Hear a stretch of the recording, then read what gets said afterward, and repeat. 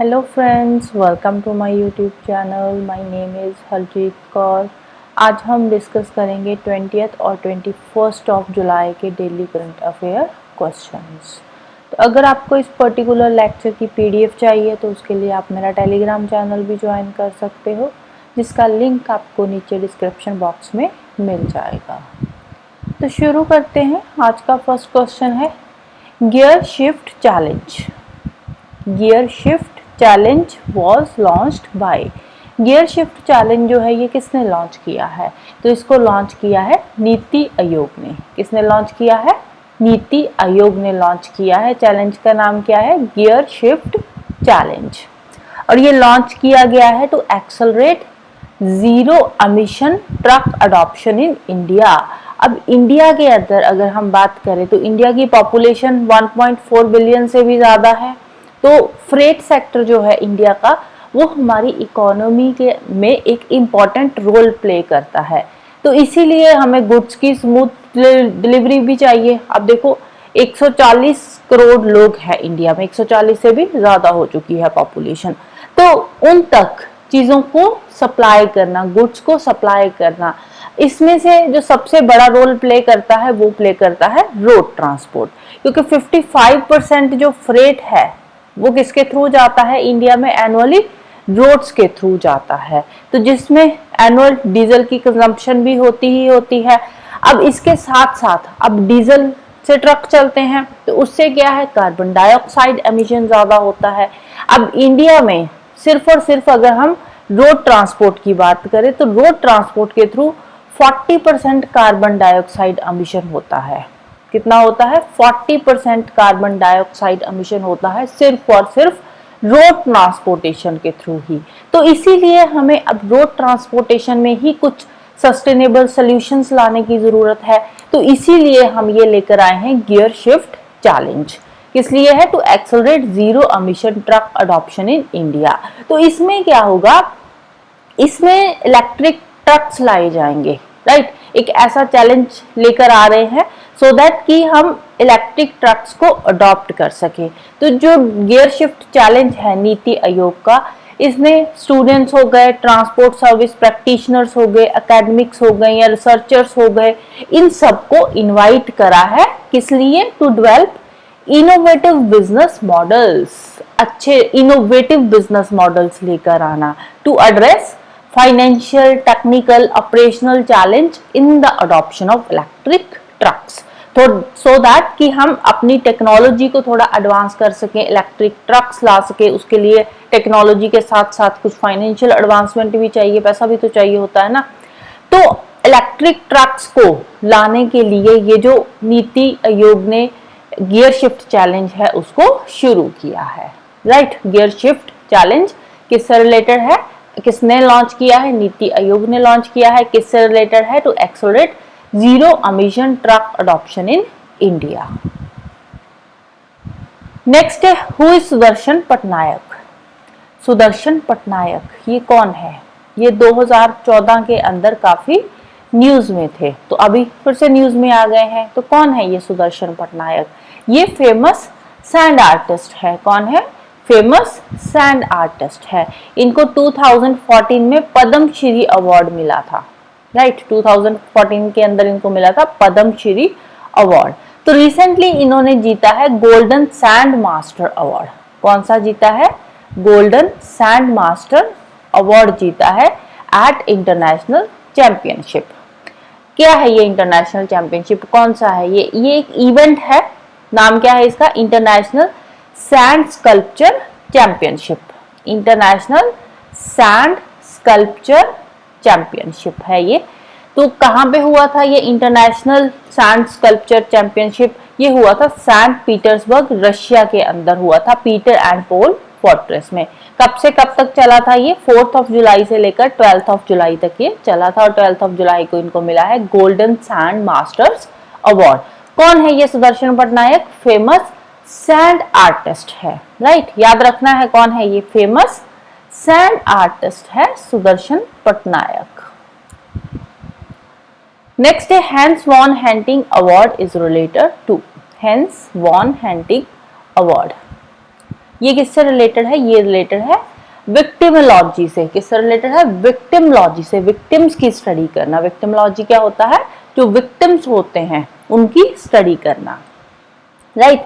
तो ये जो अवार्ड है Hans von Hentig award, Hans von Hentig award, इसका नाम जो रखा गया है वो फेमस जर्मन क्रिमिनोलॉजिस्ट थे हैंस वॉन हैंटिंग, उनके नाम से ही ये जो अवार्ड है इसका नाम रखा गया है। तो ये जो हैंस वॉन हैंटिंग थे जर्मन के क्रिमिनोलॉजिस्ट थे, क्रिमिनल्स की स्टडी करते थे। तो इन्होंने अपना काफी जो है सिग्निफिकेंट कंट्रीब्यूशन दिया है विक्टिमोलॉजी के फील्ड से। विक्टिमोलॉजी के फील्ड में इन्होंने अपना सिग्निफिकेंट कंट्रीब्यूशन दिया है, इसीलिए इनके नाम से ये अवार्ड जो था वो शुरू किया गया था, राइट। तो इसमें ये जो अवार्ड है इसमें क्या होता है? ये एक one of the highest honour award है विक्टिमोलॉजी के फील्ड के अंदर, राइट। क्रिमिनल जस्टिस की कोई स्टडी कर रहा है, विक्टिम्स की स्टडी कर रहा है, तो उससे रिलेटेड अगर किसी पर्सन ने अपना सिग्निफिकेंट कंट्रीब्यूशन दिया है तो उस पर्सन को ये अवार्ड जो है वो दिया जाता है। तो रिसेंटली इंडिया के एक फेमस प्रोफेसर है, विक्टिमोलॉजी के ही प्रोफेसर है, के चोक्कालिंगम। नाम क्या है? के चोक्कालिंगम। इंडिया के प्रोफेसर है विक्टिमोलॉजी के, तो उनको ये अवार्ड के लिए सिलेक्ट किया गया है, राइट। नाम क्या है? के चोक्कालिंगम। उनको इस अवार्ड के लिए सिलेक्ट किया गया है। किसने सिलेक्ट किया है? World society of victimology, world society of victimology, और यही ये अवार्ड डिस्ट्रीब्यूट करती है, राइट। तो इनको ये अवार्ड कब दिया जाएगा? सितंबर में दिया जाएगा। रिसेंटली इनका नाम अनाउंस किया गया है, इनको सिलेक्ट किया गया है इस अवार्ड के लिए, लेकिन अवार्ड अभी मिला नहीं है। अवार्ड मिलेगा सितंबर के अंदर। और सितंबर में 18th एडिशन का इनका जो इवेंट है वर्ल्ड सोसाइटी ऑफ विक्टिमोलॉजी का इंटरनेशनल सिंपोजियम होगा। कहाँ पे होगा? इंडिया के अंदर ही होगा। इंडिया में गुजरात में नेशनल फोरेंसिक साइंस यूनिवर्सिटी में ये जो है इनका सिंपोजियम होगा, और उस टाइम पे ये अवार्ड इनको दिया जाएगा। सितंबर के अंदर ये अवार्ड के चोक्कालिंगम को दिया जाएगा। ये विक्टिमोलॉजी के प्रोफेसर है जिनको सिलेक्ट किया गया है अवार्ड के लिए, राइट। कौन देता है award? World society of victimology. Next है 46th edition of world heritage young professionals forum. World heritage young professionals forum का 46th एडिशन जो है वो कहाँ पे हुआ है? तो वो हुआ है न्यू दिल्ली के अंदर। World heritage young professionals forum है ये 14th ऑफ जुलाई से शुरू हो चुका है, 23rd ऑफ जुलाई तक ये चलेगा। कौन ऑर्गेनाइज करवा रहा है? Pandit Deendayal Upadhyay institute of archaeology इसको ऑर्गेनाइज करवा रही है, और ये ऑर्गेनाइज हो रहा है as a part of UNESCO world heritage committee meeting. Theme क्या है इसका? थीम इंपॉर्टेंट है। थीम है world heritage in the 21st century, building capacities and exploring opportunities for youth. ये इसका थीम है। और ये इवेंट क्यों करवाया जा रहा है? ये इवेंट हो रहा है, इसका एम क्या है? इसका एम है कि जो हमारे एक्सपर्टीज है, स्किल्स, उनकी स्किल्स को इन्हांस किया जाए, जो कि हमारे नेचुरल और कल्चरल वर्ल्ड हेरिटेज को प्रोटेक्ट कर रहे हैं, प्रिजर्व कर रहे हैं, उसको प्रमोट कर रहे हैं। जो भी हमारे एक्सपर्टीज है उनकी स्किल्स को प्रमोट करना, उनमें कैपेसिटी बिल्डिंग करना यंग प्रोफेशनल के अंदर। तो इसके लिए ये जो है इस फोरम को ऑर्गेनाइज करवाया जा रहा है, और इस फोरम में 50 यंग प्रोफेशनल्स जो है वो पार्टिसिपेट कर रहे हैं अक्रॉस द ग्लोब। और out of this 50 young professionals 20 जो है वो इंडिया से हैं, 30 जो है वो आउटसाइड इंडिया से है, जो कि बाकी कंट्री से आ रहे हैं। और इंडिया इसको फर्स्ट टाइम होस्ट कर रहा है, राइट। इंडिया इस मीटिंग को फर्स्ट टाइम होस्ट करेगा 21st ऑफ जुलाई से लेकर 31st ऑफ जुलाई तक। अब देखो ये मीटिंग हो रही है, UNESCO prestigious world heritage committee की मीटिंग है, 21st से लेकर 31st ऑफ जुलाई तक चलेगी ये मीटिंग। उससे पहले ये जो है वर्ल्ड हेरिटेज यंग प्रोफेशनल्स जो फोरम है ये होगी 14th ऑफ जुलाई से लेकर 23rd ऑफ जुलाई तक, राइट। ये फोरम कब से कब तक होगी? 14 से 23rd ऑफ जुलाई तक। और जो यूनेस्को की प्रेस्टिजियस वर्ल्ड हेरिटेज कमेटी की मीटिंग है वो होगी 21st से लेकर 31st ऑफ जुलाई तक, न्यू दिल्ली के अंदर ही होगी वो भी, राइट। नेक्स्ट है PM Modi launches ₹29,000 crore infrastructure projects to make global fintech capital financial and technical capital बनाने के लिए रिसेंटली हमारे जो मोदी जी है उन्होंने लॉन्च किया है एक इंफ्रास्ट्रक्चर प्रोजेक्ट वर्थ ₹29,000 करोड़ का। तो फिनटेक कैपिटल किसको बनाने का डिसाइड हो रहा है? तो फिनटेक कैपिटल बनाई जाएगी मुंबई। फिनटेक कैपिटल किसको बनाया जाएगा? मुंबई को बनाया जाएगा। कितनी कॉस्ट, इनिशियल कॉस्ट जो अनाउंस करी गई है वो है 29,000 करोड़ की। इंफ्रास्ट्रक्चर प्रोजेक्ट की कॉस्ट जो है वो अनाउंस करी गई है। तो वो ये जो 29,000 करोड़ है ये वहां पे इंफ्रास्ट्रक्चर को बूस्ट करने के लिए वहां पे स्पेंड किए जाएंगे। वहां पे इंफ्रास्ट्रक्चर को, अब देखो फिनटेक कैपिटल बनाना है तो वहां पे इंफ्रास्ट्रक्चर भी तो अच्छा होना चाहिए ना, तो इंफ्रास्ट्रक्चर के लिए ही ये जो पैसा है वो खर्च किया जाएगा। इसके अलावा अब इंफ्रास्ट्रक्चर को बूस्ट करने के लिए एक गोरेगांव बुलंद लिंक रोड प्रोजेक्ट शुरू किया जा रहा है। गोरेगांव बुलंद लिंक रोड GMLR प्रोजेक्ट जो है इसकी एस्टिमेटेड कॉस्ट है 300 करोड़। राइट, गोरेगांव बुलंद लिंक रोड प्रोजेक्ट शुरू हो रहा है जिसकी एस्टिमेटेड कॉस्ट कितनी है? 6300 करोड़। ये जो कॉस्ट है इसको इतना याद रखने की जरूरत नहीं है। तो अब ये जो प्रोजेक्ट शुरू हो रहा है इंफ्रास्ट्रक्चर प्रोजेक्ट जो है गोरेगांव बुलंद लिंक रोड का प्रोजेक्ट है, इसमें ट्विन टनल प्रोजेक्ट शुरू होगा। ट्विन टनल मतलब दो टनल्स बनाई जाएगी, 4.7 किलोमीटर की एक टनल रहेगी। दो टनल्स बनाई जाएगी, हर एक टनल 4.7 किलोमीटर की रहेगी। और ये जो टनल जब बनकर तैयार हो जाएगी, राइट, अभी ये जो है एक लेआउट बन रहा है, राइट, कि वहां पे टनल्स बनाई जाएगी, इस तरह से हम करेंगे, इंफ्रास्ट्रक्चर को कैसे बूस्ट करेंगे। तो ये जो ट्विन टनल प्रोजेक्ट का अनाउंसमेंट हुआ है, तो ये जो ट्विन टनल प्रोजेक्ट बनके तैयार हो जाएगा उससे क्या होगा? उससे जो गोरेगांव से लेकर बुलंद तक का डिस्टेंस है, राइट, वो पहले 75 मिनट्स में कवर होता था, तो अब ये रह जाएगा सिर्फ और सिर्फ 25 मिनट्स का। जब ये टनल्स बनके तैयार हो जाएगी उसके बाद, राइट, कहाँ 1.25 घंटा लग रहा है, कहाँ 25 मिनट में बंदा पहुंच जाएगा गोरेगांव से बुलंद तक, जब ये टनल्स बनके तैयार हो जाएंगी उसके बाद, राइट। अब ये जो टनल्स बनाई जा रही है ये काफी मतलब एडवांस टनल होंगी, इसमें लाइटिंग्स वगैरह प्रॉपर होंगी, वेंटिलेशन सिस्टम होगा, सीसीटीवी कैमरास लगाए जाएंगे सो दैट कि इन्वायरमेंट इम्पैक्ट जो है उसको मिनिमम किया जा सके। तो इसके साथ ही एक्सपेक्टेड है कि जब ये टनल्स बनके तैयार हो जाएगी, पब्लिक के लिए शुरू कर दी जाएगी, उससे जो कार्बन एमिशन है वो भी कम होगा। कितना कम होगा? Approximately 22,400 tonne annually carbon dioxide emission जो है सिटी के अंदर वो कम हो जाएगा। अब कार्बन डाइऑक्साइड एमिशन कम होगा तो एयर क्वालिटी ऑटोमेटिकली इंप्रूव हो जाएगी। नेक्स्ट है सेकंड रीजनल इवेंट ऑफ हमारा संविधान हमारा सम्मान। हमारा संविधान हमारा सम्मान, ये सेकंड रीजनल इवेंट है।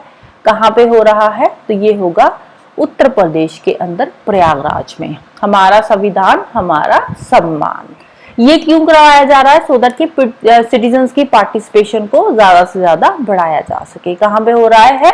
कहाँ पे हो चुका है? हो रहा है नहीं, हो चुका है। ये उत्तर प्रदेश में प्रयागराज के अंदर हुआ था 16 जुलाई को। अब ये तो कैंपेन है, राइट, हमारा संविधान हमारा सम्मान, ये कैंपेन है। इसके अंदर एक सब कैंपेन शुरू किया गया है जिसका नाम है सबको न्याय हर घर न्याय, नव भारत नव संकल्प। सबको न्याय हर घर न्याय, सब नव भारत नव संकल्प। और एक विधि जागृति अभियान भी यहाँ पे ऑर्गेनाइज किया गया है। अब एक पोर्टल भी लॉन्च किया गया है इसके साथ ही, हमारा संविधान हमारा सम्मान कैंपेन के साथ एक पोर्टल लॉन्च किया गया है। पोर्टल क्यों लॉन्च किया है? सो दैट कि सिटीजन की पार्टिसिपेशन को और ज्यादा बढ़ाया जा सके। अब ये क्यों हम सेलिब्रेट कर रहे हैं, ये कैंपेन्स वगैरह लॉन्च कर रहे हैं? ये हम कैंपेन्स लॉन्च कर रहे हैं to commemorate the 75th anniversary of the adoption of Indian constitution. Indian constitution को अडॉप्ट किए हुए 75 ईयर्स हो चुके हैं, तो इसीलिए हम इस तरह के कैंपेन्स लॉन्च कर रहे हैं। क्यों? To showcase India as a republic. अब ये जो इवेंट होगा, इस इवेंट पे प्राइज भी डिस्ट्रीब्यूट किए जाएंगे, विनर्स जो रहे हैं। कौन से विनर्स को प्राइज दिए गए हैं, जाएंगे नहीं, हो चुका है इवेंट, तो दिए गए हैं, प्राइजेस भी दिए गए हैं। अब कौन से विनर्स, जो 24 जनवरी से लेकर 23 अप्रैल तक जो कॉम्पिटिशन्स, ऑनलाइन कॉम्पिटिशन्स हुए थे माई जीओवी प्लेटफॉर्म के अंदर, तो उसके जो विनर्स है उन विनर्स को यहाँ पे प्राइज दिए गए थे, राइट।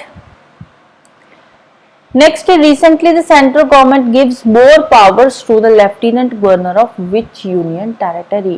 कौन सी यूनियन टेरिटरी के लेफ्टिनेंट गवर्नर को की जो पावर्स है उनको थोड़ा और ज्यादा बढ़ाया गया है, तो ये बढ़ाया गया है जम्मू एंड कश्मीर के लेफ्टिनेंट गवर्नर्स की पावर्स जो है वो थोड़ी और ज्यादा बढ़ाई गई है।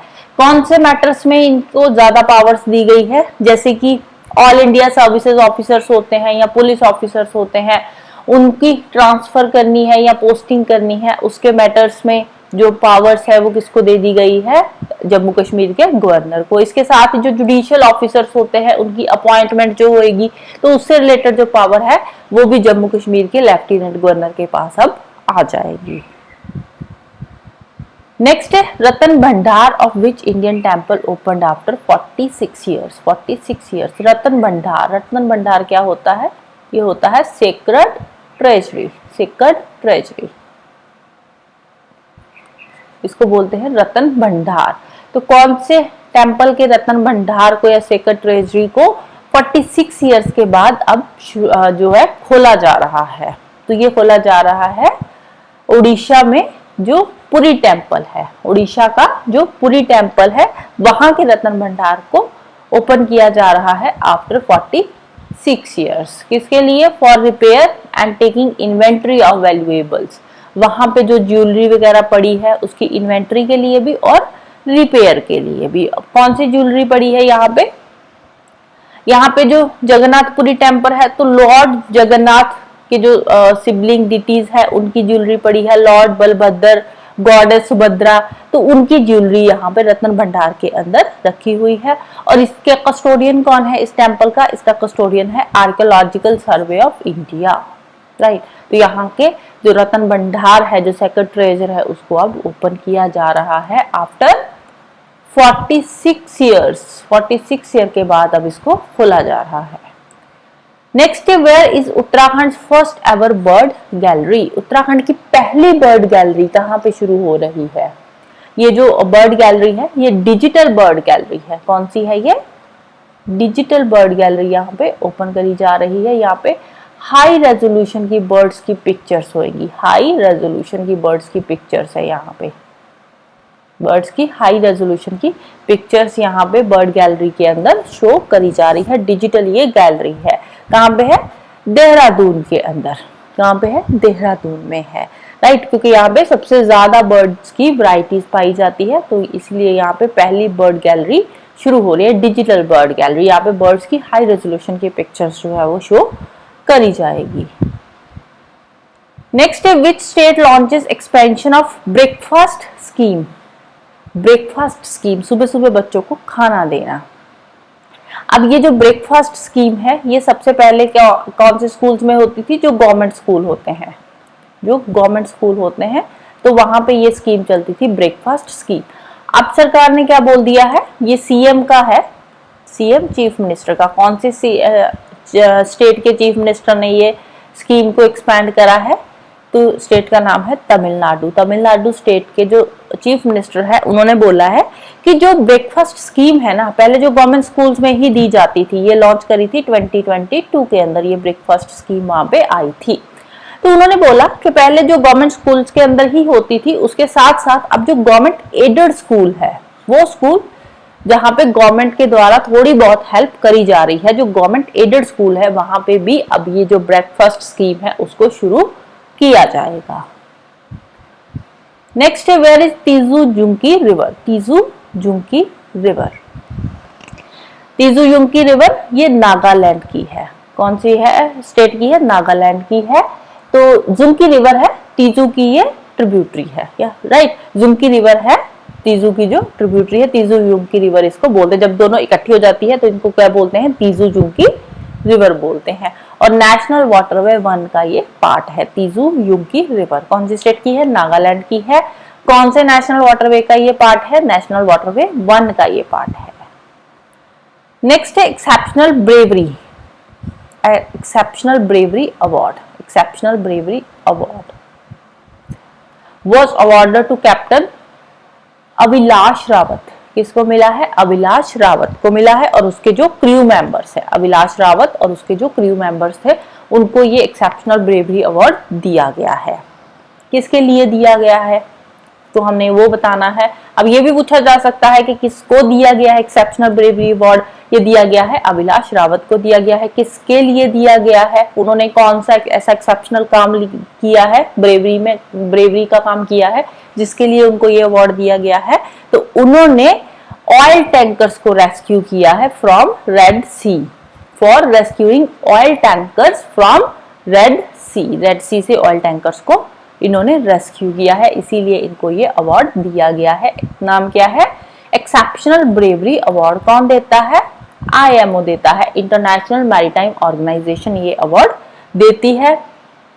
और जो इंटरनेशनल मैरीटाइम ऑर्गेनाइजेशन है ये डील करती है मरीन पोल्यूशन के साथ। किसके साथ डील करती है? मरीन पोल्यूशन से डील करती है, तो इसीलिए इनको ये अवार्ड अब दिया गया है। Next global conference on space research was hosted by. Space research पे एक ग्लोबल कॉन्फ्रेंस जो है उसको जो रिसेंटली हो रही है तो उसको कौन होस्ट कर रहा है? ये कंट्री जो है फर्स्ट टाइम इसको होस्ट कर रही है, global conference on space research. तो इसको होस्ट कर रहा है साउथ कोरिया। कहाँ पे हुई है? Global conference on space research इसको होस्ट किया है साउथ कोरिया ने। पहली बार इसको साउथ कोरिया ने होस्ट किया है, फर्स्ट टाइम ये साउथ कोरिया के अंदर हुई है। ये जो कॉन्फ्रेंस है ये बाई इनियल कॉन्फ्रेंस है। बाई इनियल का मतलब 2 साल में एक बार होती है, राइट। तो यहाँ पे 3000 साइंटिस्ट और इंडस्ट्री लीडर्स आए थे अक्रॉस द 60 नेशंस। 60 कंट्रीज के 3000 साइंटिस्ट और इंडस्ट्री लीडर्स इस कॉन्फ्रेंस के दौरान इकट्ठे हुए थे। कहाँ पे? साउथ कोरिया के अंदर, और फर्स्ट टाइम साउथ कोरिया ने इसको होस्ट किया है। नेक्स्ट है which country will host the first Olympic E sport games. Olympic e sports games, right. International Olympic association ने ये शुरू करी है, इंटरनेशनल ओलंपिक एसोसिएशन के द्वारा शुरू करी गई है ओलंपिक ई स्पोर्ट्स गेम्स। 2025 के अंदर ये फर्स्ट एडिशन की ये गेम्स होंगी। तो कौन सी कंट्री इसको होस्ट करेगा 2025 में? तो इसको होस्ट करेगा Saudi Arabia. E sports games है, जैसे ऑनलाइन गेम्स होती है तो उस तरह की ये गेम्स होएगी जो कि सऊदी अरेबिया फर्स्ट टाइम इसको होस्ट करेगा 2025 के अंदर। नेक्स्ट है who wins 16th Copa America title. Copa America title 16th edition का जो कोपा अमेरिका टाइटल है वो किसने जीता है? तो वो जीता है अर्जेंटीना ने। कौन सी टीम ने जीता है? अर्जेंटीना ने जीता है। कहाँ पे हुआ था? तो ये हुआ था हार्ड रॉक स्टेडियम मियामी के अंदर।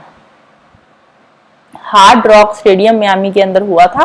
कोपा अमेरिका टाइटल जीता किसने है? अर्जेंटीना ने जीता है, right. So that's all for today. Thank you. Bye bye and have a nice day.